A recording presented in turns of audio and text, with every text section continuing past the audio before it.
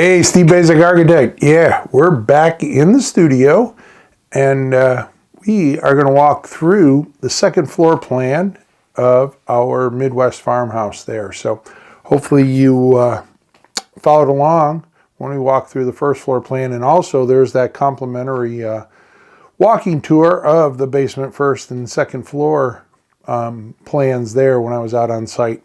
Did some videos walking around. People asked, hey, can you put up a plan so we can see it? So here you go. Let's dive into that. So we have the second floor plan here. I'm just going to make some minor adjustments to the size and location here. So let's do this right quick. Get a second color up there. All right. All right. So second floor plan. If you remember from the first floor plan, a couple things we talked about were stairs coming up and the elevator door sharing that landing. So those are our two arrival points on that side of the house. The third arrival point is the main stair coming up here, and we have basically a return hallway there. And you can see the spine or circulation path is such that it goes down here, over and down. That is pretty much the whole hallway here that feeds all of the rooms on this second floor. So, so we arrive on the upstairs, we have bedroom number 2 over here. Bedroom number 2 has the benefit of having that turret in it. So good size room, 12 foot by a little over 13 foot. Queen size bed fits in there, no problem. I always like to draw in that furniture.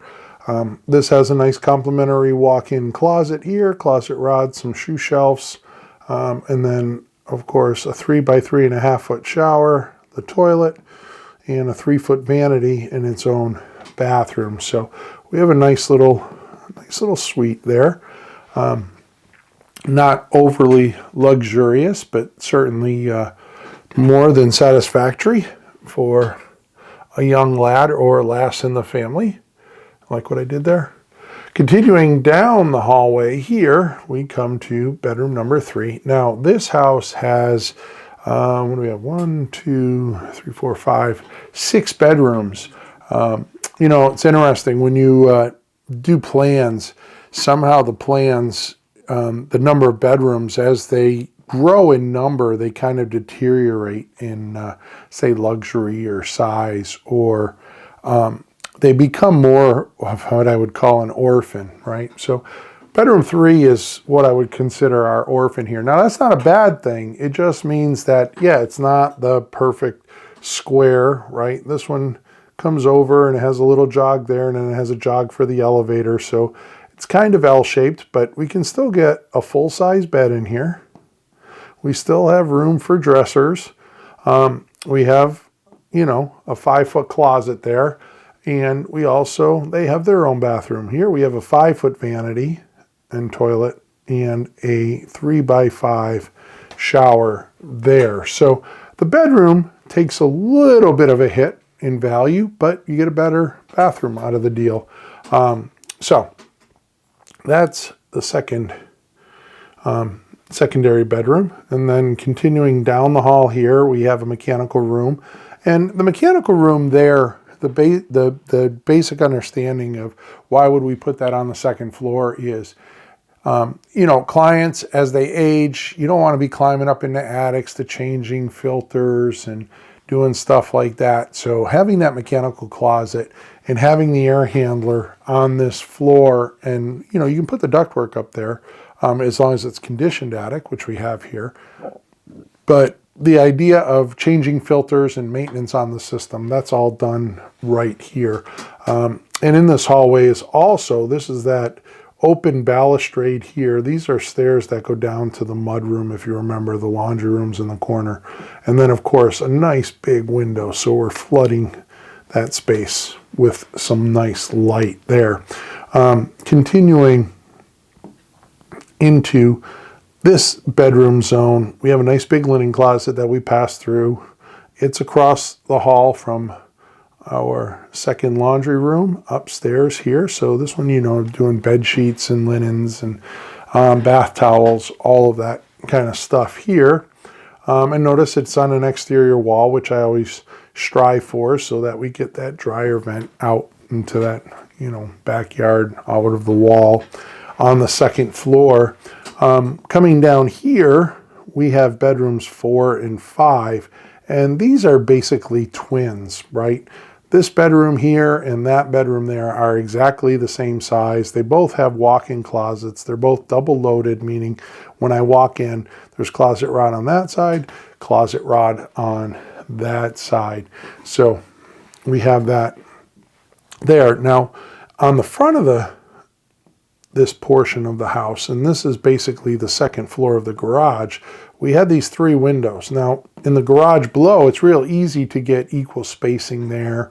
It's just basically a full wall in the garage, so the windows can go wherever they need to go. Coming up here, the bedroom one, yeah, that one's pretty easy to slide back and forth. The bathroom one, we had some limited capabilities, but then this one here that wanted to be in the center of the wall kind of fell where if I brought this closet rod down, there'd be some interference. So we just stopped that with a little nib of a wall. We have our closet rod coming into that, and now we have a little alcove. You can put a hamper or dresser or shoe shelf, or we can do something like that there to solve for it. But we maintain our kind of 3 stacked window appearance on that front elevation. And then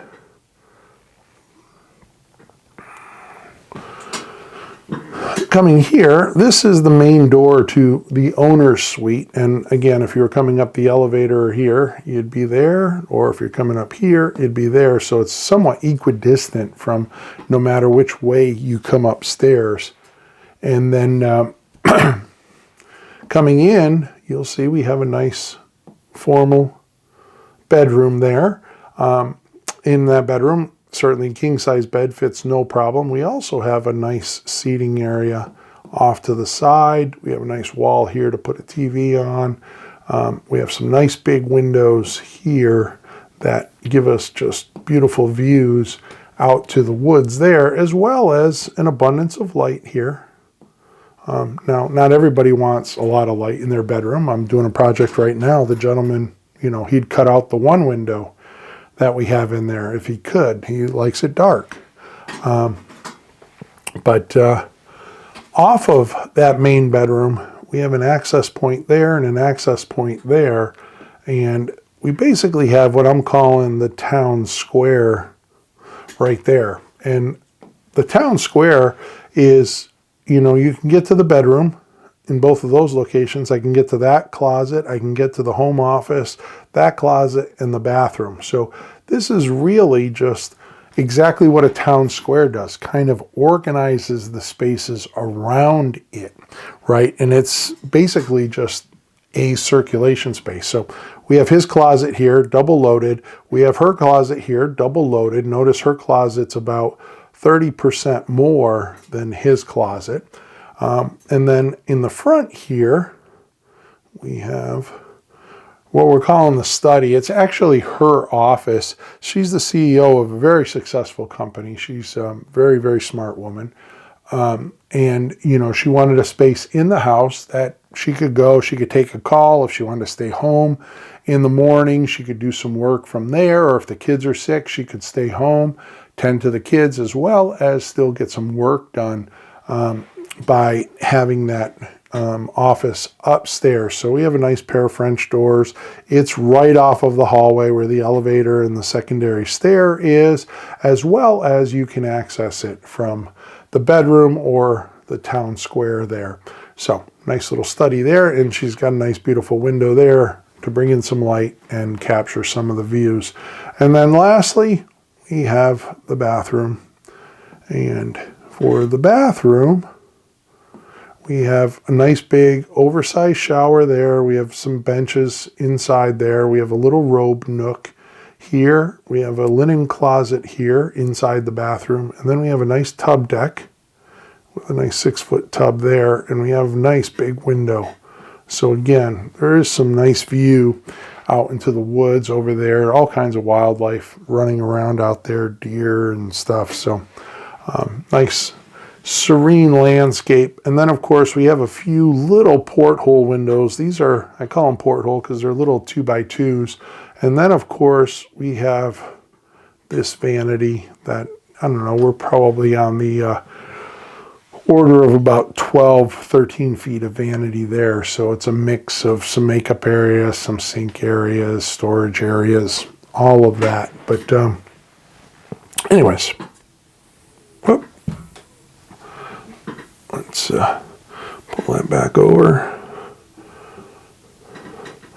and throw that up there. But anyways, that's a plan walkthrough of the Midwest Farmhouse. So hopefully you enjoyed that. If you did, hit that subscribe button, drop a comment in there. Let me know I'm doing a good job for you. Let me know how I can improve things, change things. Hopefully the mic's set up. We've gotten a whole bunch of things organized here.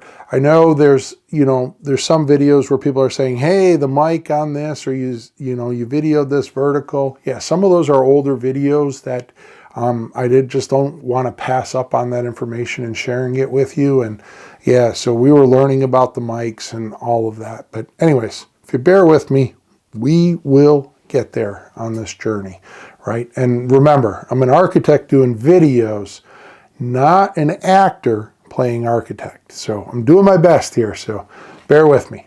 Hopefully you enjoyed that.